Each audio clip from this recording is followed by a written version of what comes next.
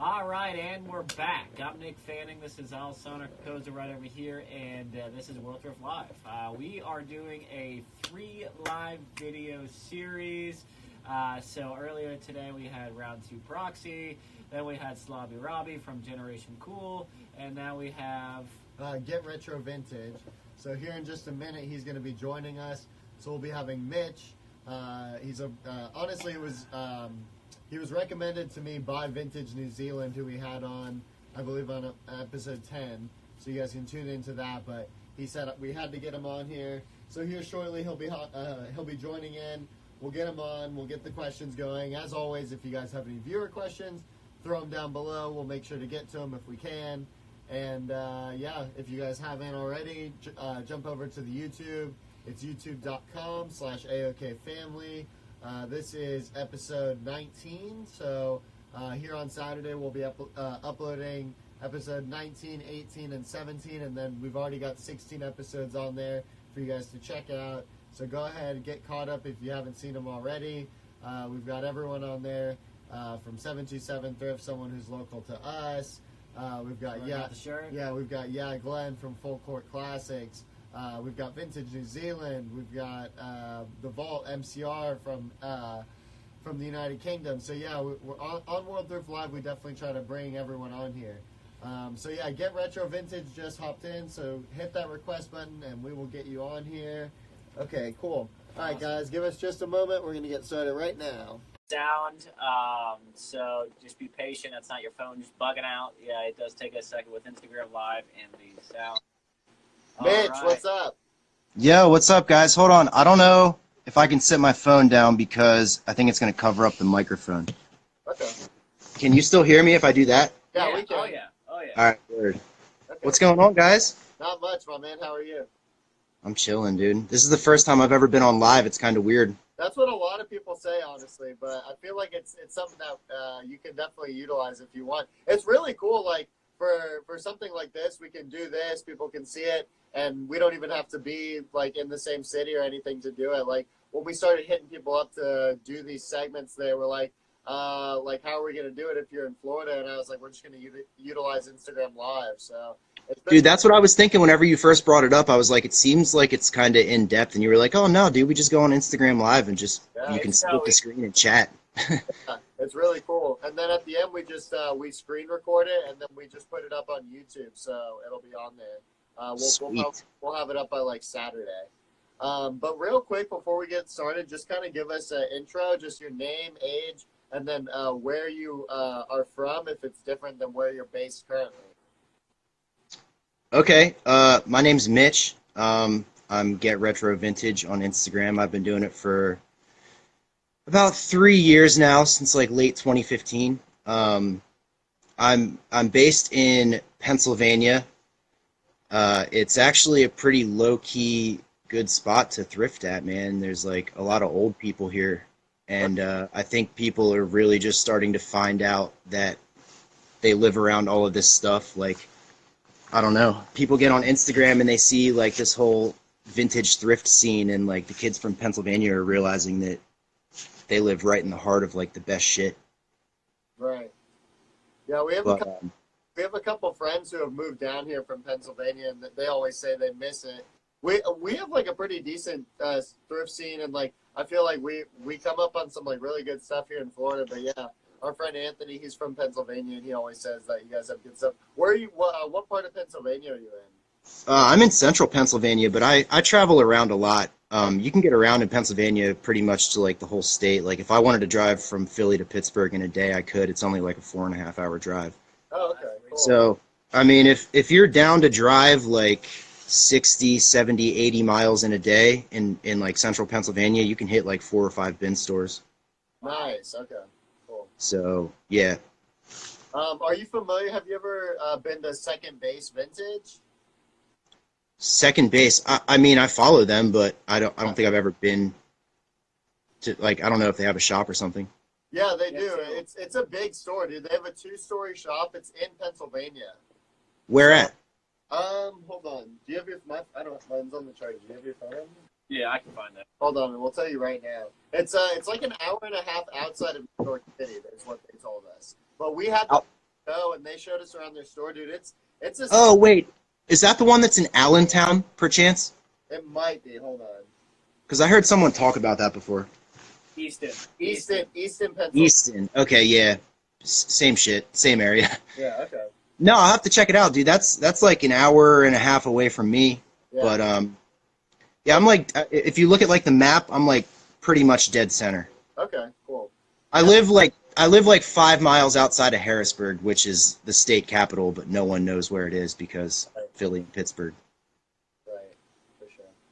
All right. So I guess just to get started, just tell us how you got started in all this, and then about your brand, and I guess just what you would say you specialize in, or anything that you think sets you apart. Okay, so I started doing it because I was working retail, and I kind of realized that like the place I was working, I was actually the manager of a Zoomies for like 2 years, and that job required you to have like excellent customer service, and it basically required you to manage a warehouse kind of a thing, because you would get online orders and have to fulfill them through like Zoomies online system. And like they were super strict about it. Like you had metrics on it. You had to fulfill the orders. Like if you got an online order, you had to fulfill it within like 15 minutes. And I'm like working my ass off 8-10 hours a day, like doing customer service, doing these online orders, rushing around, stressing the hell out. Can I curse? Yeah, of course. Yeah. All right, word. So I'm like rushing around, and like I was just driving myself fucking nuts.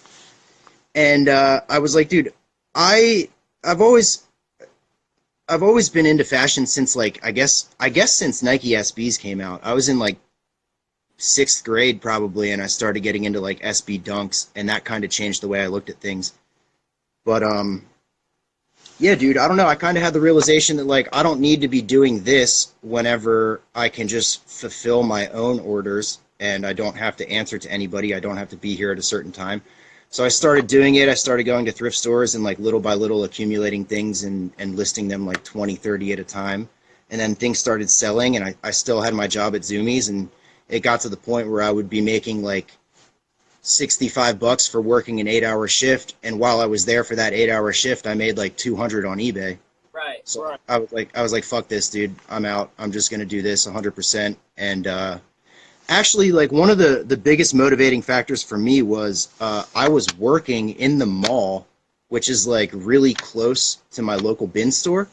And my homie Cedric, shout out Cedric if you're watching this, he called me, and he was so fucking shook, bro. Like he could barely even talk. He was like, dude, you'll never even believe what I just found. Like, I just walked in the bin store, and this old lady had a 92 Stadium jacket above her head. She was like holding it up and looking at it.